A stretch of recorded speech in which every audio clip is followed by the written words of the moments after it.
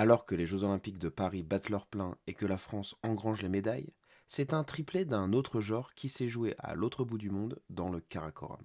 Trois tentatives françaises en quasi simultané ont eu lieu sur le K2, pour trois succès retentissants pour l'alpinisme tricolore.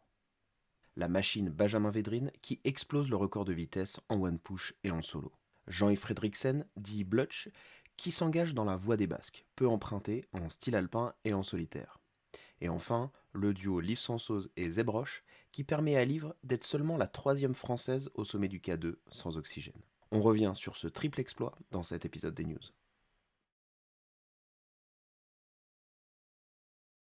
Déjà, de quoi parlons-nous? Le K2. Le deuxième plus haut sommet du monde, derrière l'Everest, ne se trouve pas dans l'Himalaya, mais plus au nord, dans le massif du Karakoram, au Pakistan.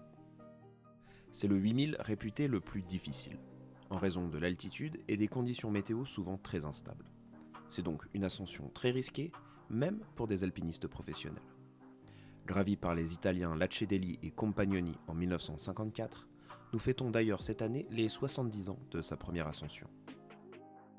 Benjamin Védrine est un extraterrestre de l'alpinisme, et on ne le présente presque plus. Après avoir enchaîné les 3 grandes faces nord du massif du Mont Blanc cet hiver avec Léo Billon, puis avoir ouvert on ne sait combien de voies en ski de pentraide avec Nicolas Jean au printemps, le voilà qui revient au pied du K2 avec un goût de revanche.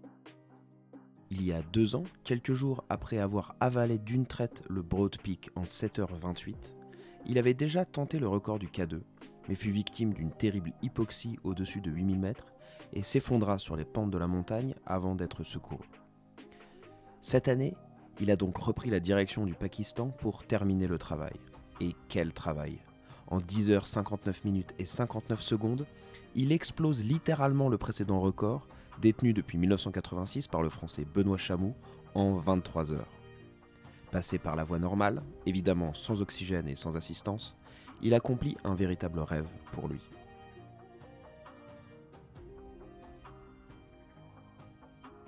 Jean-Yves Fredriksen est surtout connu du grand public pour ses exploits en parapente, notamment la première traversée intégrale de l'Himalaya en 2016, quand il a relié le Tadjikistan au Népal en vol bivouac. Mais il a également un très beau palmarès en alpinisme, avec à son compteur des ouvertures au Dru ou en face nord du Cervin. À 49 ans, Blutch s'était lancé sur le K2 en empruntant la voie des Polonais, puis la voie des Basques, combinaison assez originale puisque c'est en réalité à peu près l'itinéraire de la descente à ski du K2, réalisée en 2018 par le Polonais Andrzej Bargiel. Une ascension de très grande envergure donc.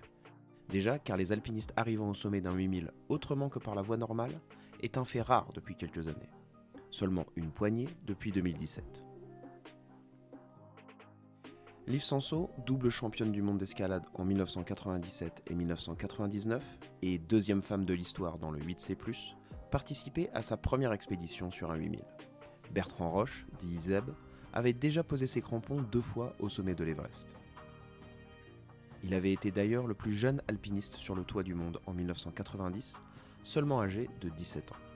Il avait par la même occasion fait la première descente de l'Everest en parapente biplace avec son père.